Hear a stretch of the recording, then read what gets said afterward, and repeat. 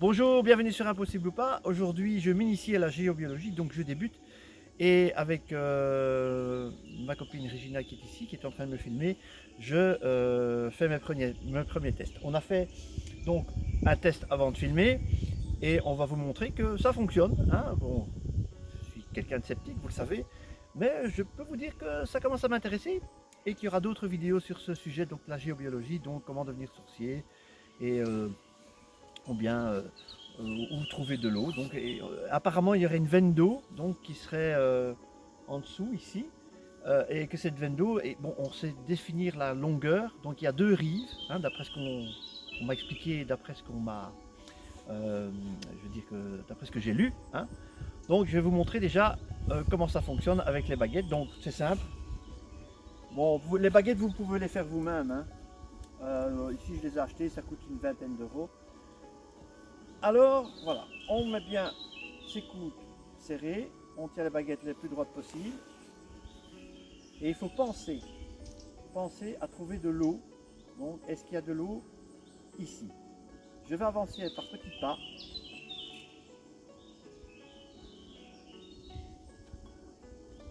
Vous voyez, les baguettes partent vers la gauche. Tout à l'heure elles se croisaient. Donc je vais recommencer. Je me mets sur le chemin, bon, je les mets droites, je garde devant moi, je fais des petits pas, voilà. Vous voyez, les baguettes se croisent, ce qui veut dire qu'on a trouvé une rive du ruisseau souterrain, du rue souterrain. Maintenant, je demande la longueur de ce ruisseau, la largeur de ce ruisseau qui est souterrain. Donc je remets ma baguette droite et je vais avancer jusqu'au bord, la rive de l'autre côté quoi, de la rivière.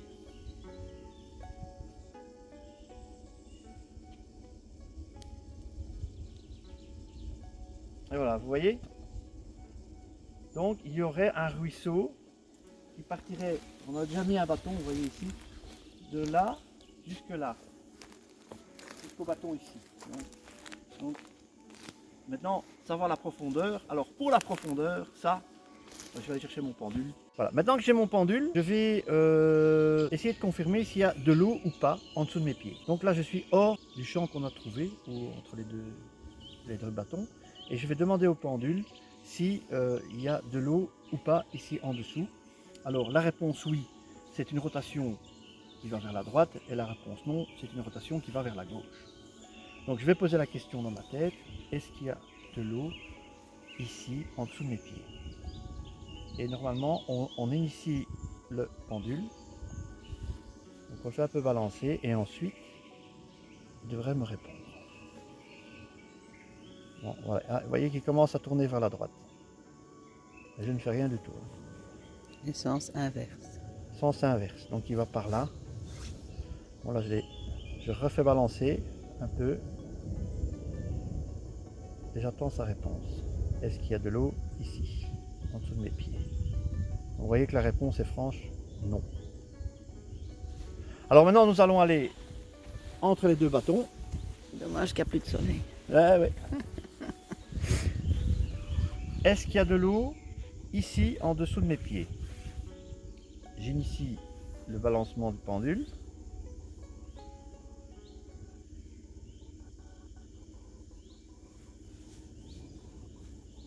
Et voilà, pardon.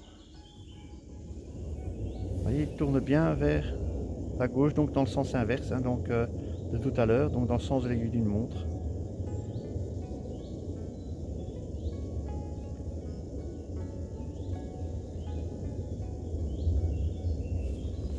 Je ne fais rien du tout. Est-ce qu'il y a de l'eau donc en dessous de mes pieds? Donc, j'initie le balancement.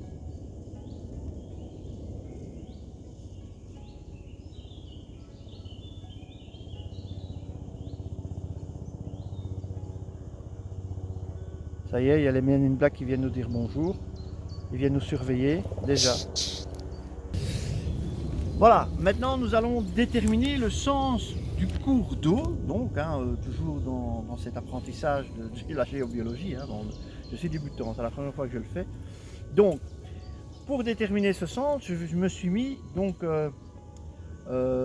j'ai tourné d'un quart de tour par rapport entre les deux bâtons. On a les deux repères qu'on a fait, les deux bâtons qui sont là. Il y a un petit bâton là et un gros bâton là.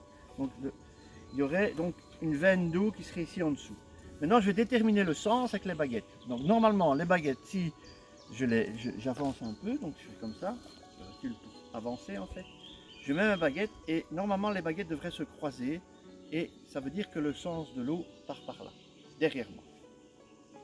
Donc, je vais avancer. Ils ont déjà envie de bouger. Là, vous voyez, je fais rien du tout. Ça veut bien dire qu'on est à contresens.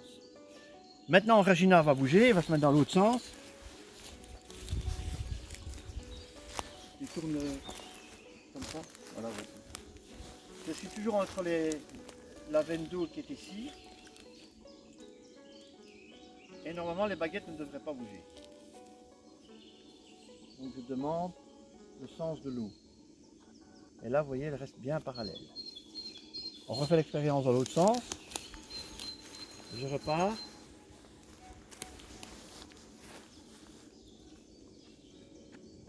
Et voilà. Donc, le sens de l'eau est bien derrière. On est d'accord. Voilà, nous sommes sur le chemin où nous avons déjà mesuré la veine d'eau. Et ici, nous avons un arbre couché qui a été visiblement scié, mais vous pouvez remarquer qu'il y a un certain chaos.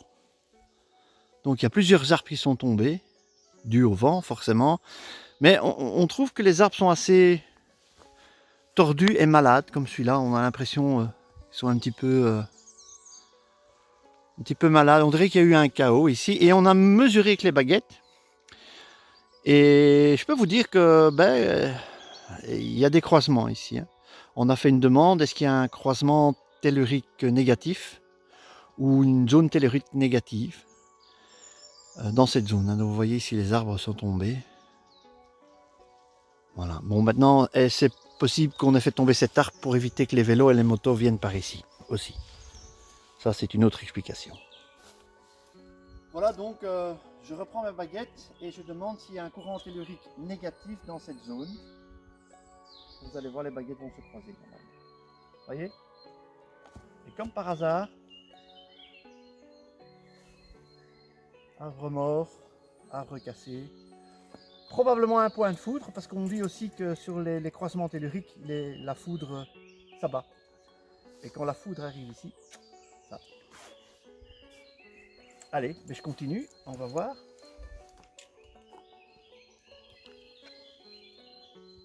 Ouais, ici on a quelque chose aussi. Voilà, donc peut-être cette zone-ci est un petit peu à éviter. Il faut savoir qu'il y a le réseau Hartmann et le réseau Curie. Donc il y a un réseau diagonal et un réseau longitudinal. Et peut-être que là, il y a un croisement Curie-Hartmann. Voilà. Mais ça, on vous expliquera plus tard parce qu'il y a des orientations. Donc, je dis bien que je ne suis pas spécialiste, je suis en train d'apprendre. Donc, on a des doutes. Il y a un vortex là. Donc, il ne faudra pas mettre une maison là parce que vous auriez des problèmes, des apparitions, des choses comme ça, où vous seriez mal à l'aise. Eh bien, merci d'avoir regardé cette vidéo et merci surtout à Regina d'avoir filmé cette première séquence d'Impossible ou pas sur la géobiologie avec mes baguettes. Je reviendrai bientôt avec d'autres découvertes dans les bois. On essaiera à côté d'un ruisseau. Ici, on a essayé sur un chemin dans la forêt et on verra si ça fonctionne réellement cette histoire de géobiologie. Est-ce impossible ou pas? C'est à vous de le décider. bonne journée, bonne soirée, au revoir.